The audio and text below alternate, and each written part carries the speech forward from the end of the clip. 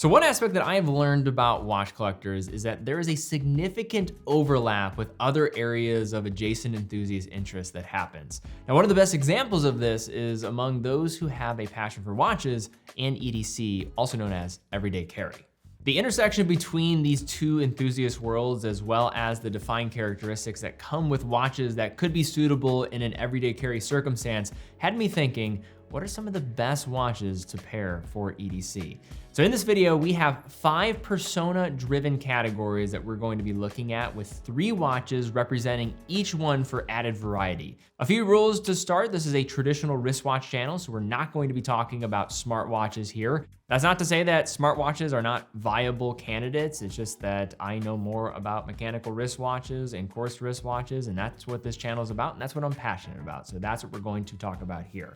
Now, each category is going to represent a type of person/collector with a range of prices being addressed. Now, before we dive in, this is a brand that's not going to be in this video, but a brand that certainly could be at the aspirational end of things. We just completed our new Omega ebook. So this is free to obtain. It's written by our entire staff. Very proud of this piece. It could be viewed on your phone as well as on your desktop. It's been optimized for both. The main premise around this was to have the ultimate guide for Omega in 2026, looking at all the different collections, looking at the history of some of the models, add additional reference details, and giving you that definitive guide when trying to look at the brand in 2026.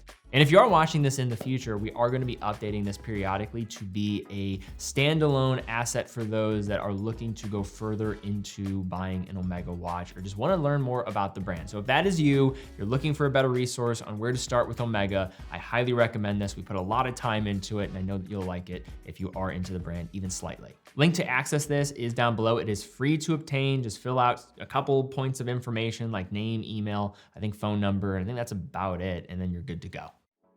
Now, EDC is all about wearing your objects and not babying them. And the first category is our cost-effective one. So this is a lower budget for watches, but maybe someone that has a propensity to appreciate quartz given the simple utility. And this person maybe likes to prioritize other EDC items like pocket knives, leather goods, or firearms instead of putting all their money into a wristwatch. Now, to kick things off, we look at a brand that is one that comes to mind very early. If you're thinking about spending $100 to $150 on a watch, but you want something that looks the part, this is where we look at Bertucci, specifically the A-1S field model. So Bertucci is an American company using primarily imported parts, specializing in tough field watches. Their entry-level model, the 36mm stainless steel A-1S, features a unibody case and offset screw-down crown at 4.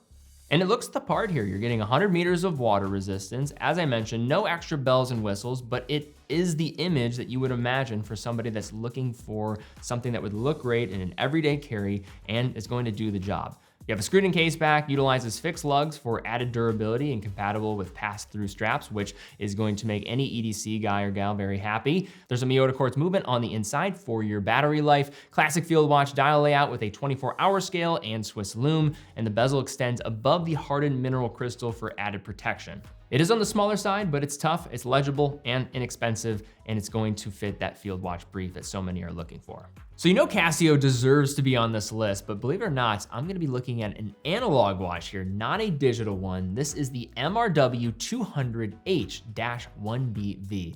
So when I close my eyes and think of this watch, it just feels right at home next to a worn-in wallet, a Sig Sauer, and a pocket knife on a wooden table. It's unbeatable in its street price of around $25 and a fantastic EDC watch you can bring just about anywhere and purchase just about anywhere at any big box store for less than the price of dinner at many fast food restaurants nowadays. 100 meters of water resistance, accurate quartz movement with a day-date complication and superb legibility at that. And for some added street cred, the MRW 200H has actually been worn by high-altitude NASA test pilots as well. Now, there are some concessions that are going to be felt when you get this watch in hand. That includes the friction-fit bezel, a barely there loom, acrylic crystal, and a thin resin strap, but the list of pluses outweigh any concerns. The MRW 200H oozes tactical vibes, and it's probably on the wrist of the coolest person working at your local REI.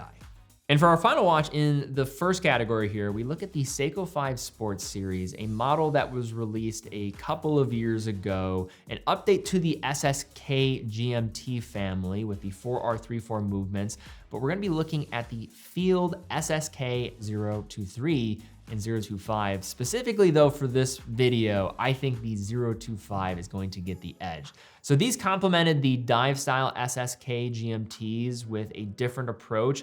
Now of the two, again, I think the 025 is probably the one that makes the most sense. The 4R34 movement is still the best value in a mechanical GMT to this day, and the fixed stainless steel bezel gives off massive Explorer 2 energy along with the pop of bright orange on the GMT in seconds hand. You have a low profile dome hardlex crystal for subtle vintage vibes, all overbrushed black finish with drilled lugs to keep things EDC friendly, 100 meters of water resistance, and the display case back is a nice bonus for those that are new to the hobby. The loom is exceptional on all Seiko watches in this realm and comes on a leather NATO style strap. That said, you can definitely change this one out and it will look the part. This is one of my favorite looking Seiko 5 models, and I think for its price is very hard to beat.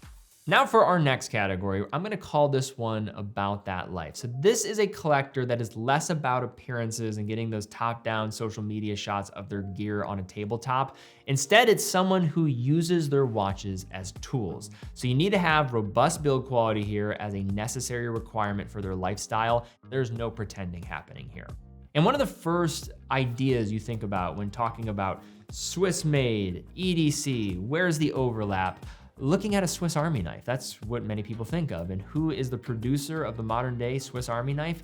You look at Victorinox, and this is known as the Inox Mechanical. Now the quartz versions give a hint to what these watches are all about. As in testing, they are subjected to 130 torture tests, including a 10-meter drop, 12 Gs and a centrifuge, boiling tests, freezing, and then also being run over by heavy construction equipment. Probably overkill if you ask me, but hey, it's good to know that it could survive if you did have that scenario happen. Now the version here is available with a Swiss Sellita automatic movement on the inside. You have 200 meters of water resistance, so extreme on that end, with options of either a clean bracelet or strap options. Now the guilloche pattern dial resembles the handle of a Victorinox Swiss Army knife as well. You get a sapphire crystal with triple anti-reflective treatment, guarded screw down crown, and screwed in display case back. The bezel also has a scratch resistant coating and a removable bumper guard to go along with it. Victorinox is severely underrated for what they're doing from a watchmaking perspective. I do think they probably could do a lot more if they shrunk down the size of the Inox, because this in its conventional form is a bit large. But if you do have the wrist for it, one to certainly recommend. So now moving along to our next brand, this is one that I wanted to include here. It's not gonna be as popular as some of the other brands on this list, but for an enthusiast and thinking about that Venn diagram of overlap, needs to be included. And here we have Sinn with the 856. And sure, you could include a lot of different Sinn watches on a list like this, but the reason why I wanted to go for the 856 is it's an unassuming pilot's watch with some remarkable capability that's being brought underneath the hood and also on the exterior of the case. So the 556 is gonna have a great stainless steel case. In the instance of the 856, you're getting a bead blasted stainless steel case that's also going to get its tegimented treatment, making this one of the more approachable offerings from the brand when getting that treatment. In terms of the overall presentation, 11 millimeters thin for the case height, and surprising given the 200 meters of water resistance.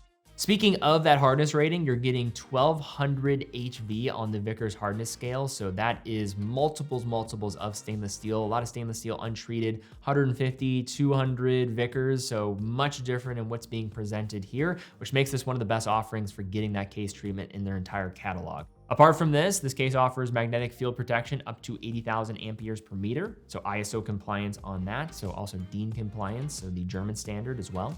You're also getting Sinn's dehumidifying technology, and the watch features low pressure resistance to keep the crystal from failing in those high altitude environments.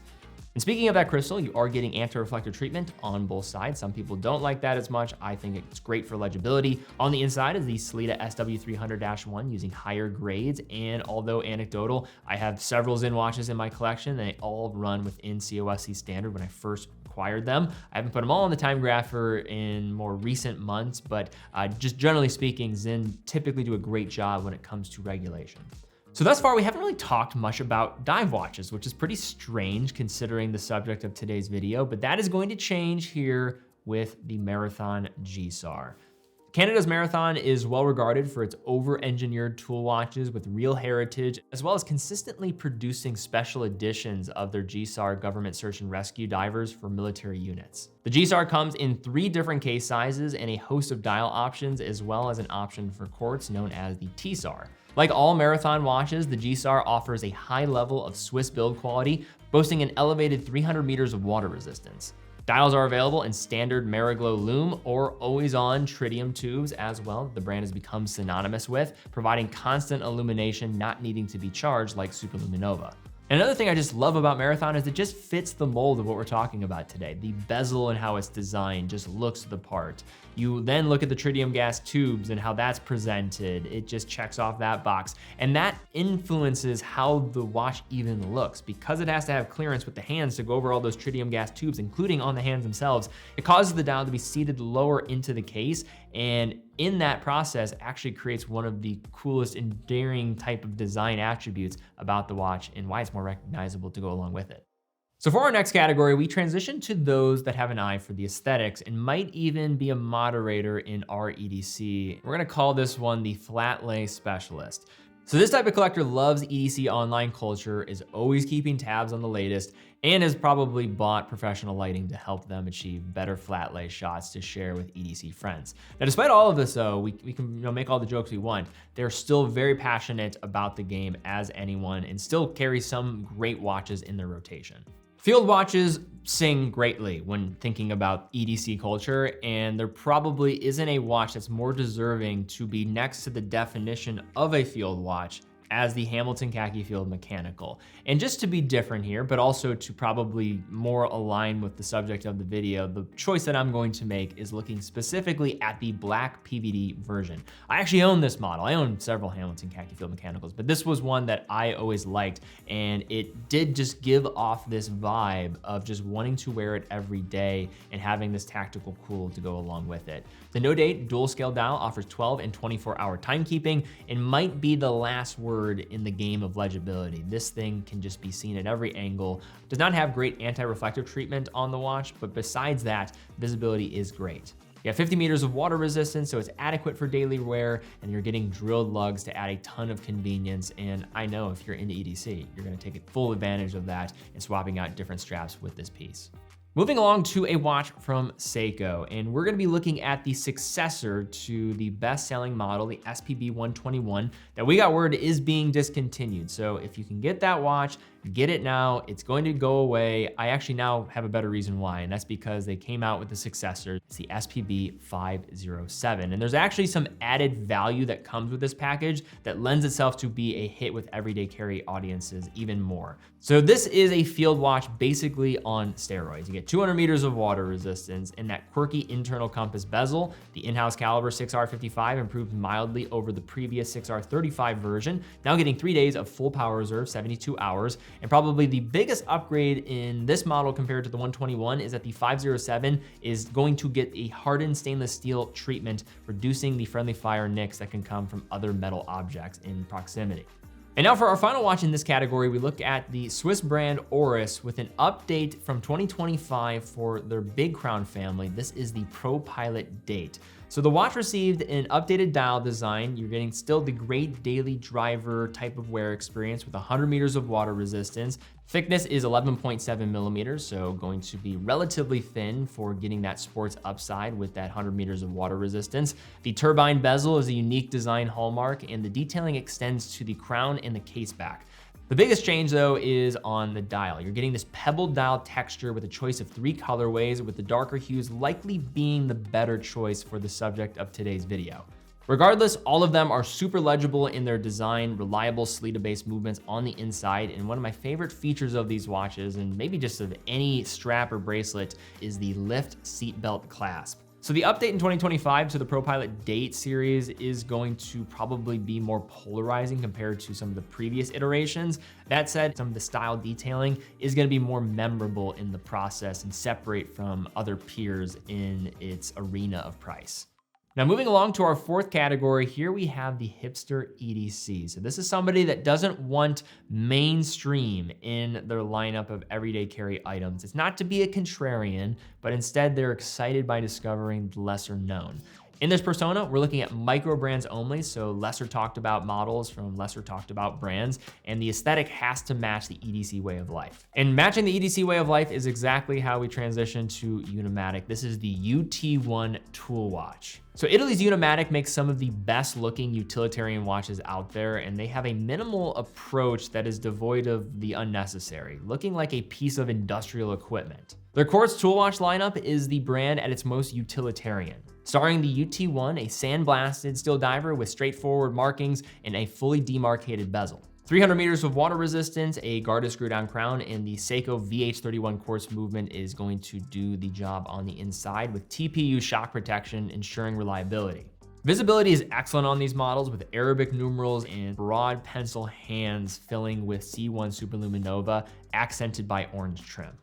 So for this next watch, I released a short video where I was talking about watches that you would want to be stuck with during the apocalypse. And this watch made an appearance on that list, so probably makes sense to have it included in an everyday carry video. And it's also only around $275, at least at the time of recording this video. This is the Prevail Onward Future Field Watch. Yes, this looks like a watch, but it also looks like a movie prop with its bold 8-sided design and its blasted steel finish. It's a 42mm case, but it's gonna wear like a 39mm on wrist. You have an ergonomic curved case back design that hugs the wrist nicely. A grippy, fully guarded screw-down crown is easy to use, and it aids in a 200-meter water resistance rating. The pretty beefy, solid strap bars and one-piece pass-through straps offer unmatched security in harsh conditions, and then it comes in 2-dial and 2-bezel formats, the Smooth Explorer and the turret-like tactical version, with the raised bezel offering added protection for the sapphire crystal. Round quartz movements are going to be accurate and hassle-free, doing honors on the inside with no date complication to speak of. Another interesting little point about these watches is that 10% of the sales benefit veterans' health initiatives.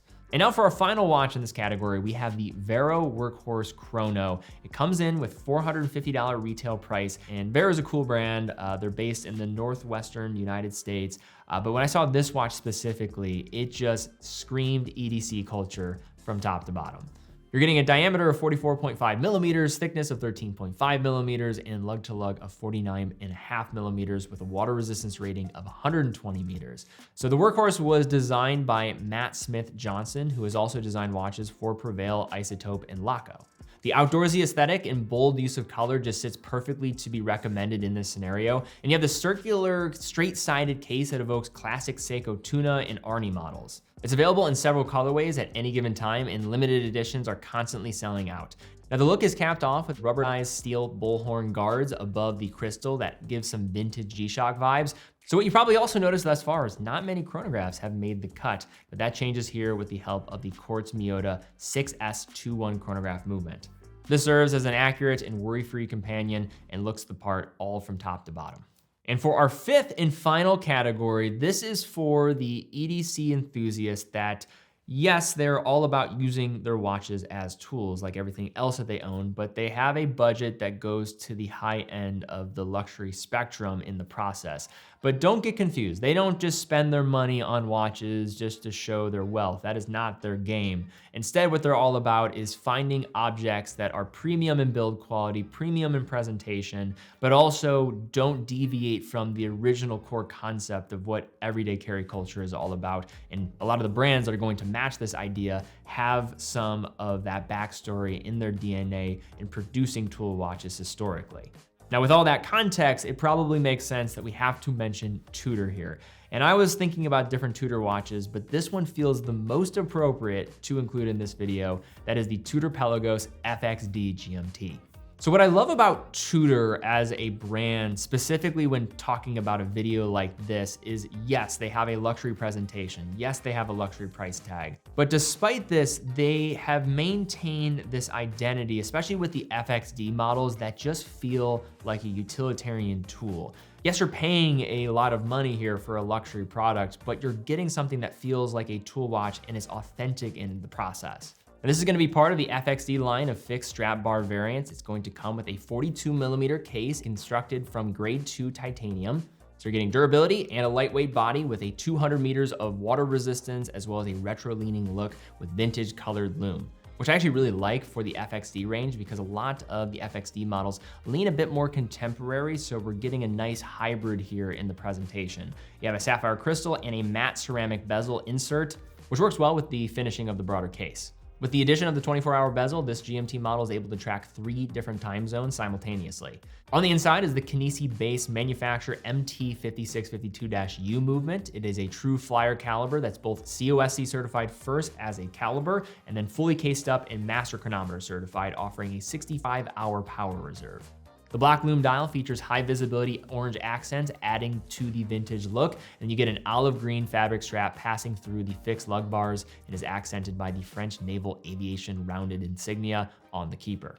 So I think in a very similar light to what I mentioned with Tudor, the same could be said about IWC and their pilot watches. And the Mark 20 is going to be the perfect embodiment of that. You can talk about the big pilot series and some of the other options here from maybe the ceramic lane that could still work in an everyday carry environment, but I think the classic Mark 20 is the fusion of what I'm looking for here.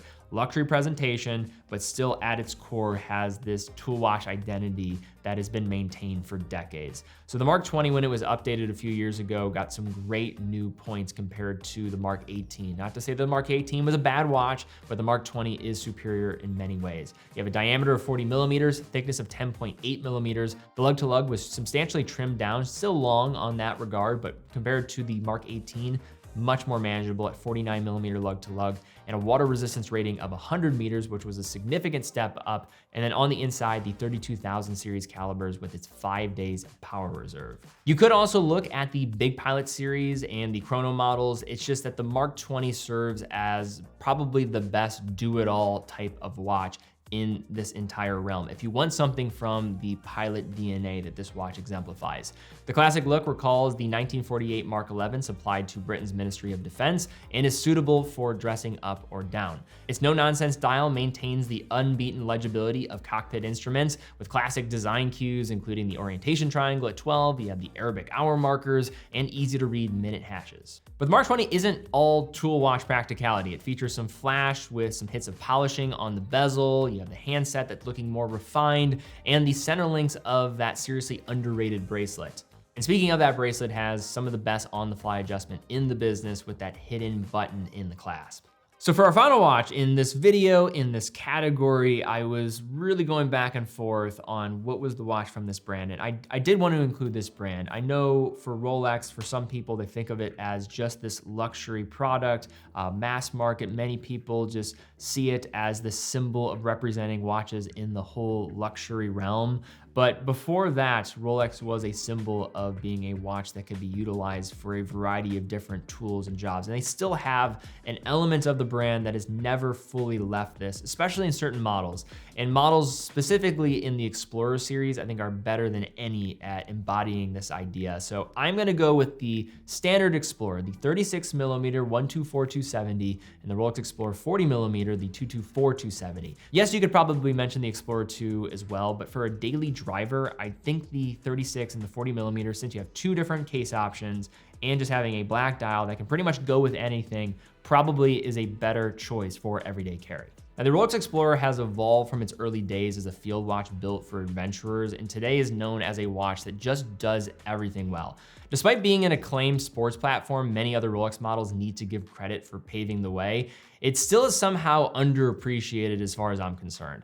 There are no cheap thrills about it. It isn't the type of Rolex you get to let others know that you have a Rolex. Instead, it's a watch that's not fully removed itself from its tool watch roots. Rumors circulate that Ian Fleming wore a 1016 Explorer as his personal watch, and that was a big inspiration in building the bridge from the Bond character to Rolex. But the upscale field watch still boasts the classic 369 layout named after it, and it's incredibly well built like all modern Rolex watches. With the Oyster case providing 100 meters of water resistance for true daily utility, and the caliber 3230 boasts a 70-hour power reserve. The deep black dial is incredibly legible with applied indices featuring the blue glow of Rolex's proprietary chromolite, and there's no date to interrupt the Arabic numerals, and the Mercedes handset is another classic Rolex design hallmark. And given the overlap of watch collectors and those in the world of EDC, this just feels like the perfect middle ground as an ascending piece, a piece that you can aspire towards. Maybe not as much the two-tone models because that will start to separate from maybe the core principles that we're talking about for this video, but the Rolex Explorer is as good as it gets for a watch of this category. But there you have it, guys, going through 15 of the best everyday carry watches for 2026, at least in my opinion. And I really enjoyed this video. This was fun. I was able to try to navigate and think about a different type of collector mindset in infusing like a watch collector mindset with that. So I had a lot of fun with this. And I know many people that watch this channel also into the world of EDC. So if you are one of those people, leave some comments down below. Like, what is your EDC setup? I want to hear about other things you carry, but then also what's the watch that you typically have in rotation? If you have multiple watches in rotation, that's what you want to share in the comments. I think that'd be really helpful too, and could be a fun little exercise in the comments down below. Also, if you enjoyed this video and like getting into this subject, please give this video a thumbs up, subscribe, hit the bell icon. Really do appreciate that. That does help us out. And then also check out teddybaldister.com, full authorized dealer for over 35 brands. Every purchase from our website comes with quick and fast fulfillment, dedicated customer support, and a full factory warranty for all the products that we offer. Also, if you're ever in the Cleveland, Ohio area, want to check out our new flagship store. Very excited about this store. If you have not been able to visit it yet, it's absolutely worth the trip. We'd love to be able to help you out, whether online, in store with your next watch. Allows us to keep doing what we're doing here. We love what we do. But guys, thank you again so much for watching. Be well, and I will see you all very soon.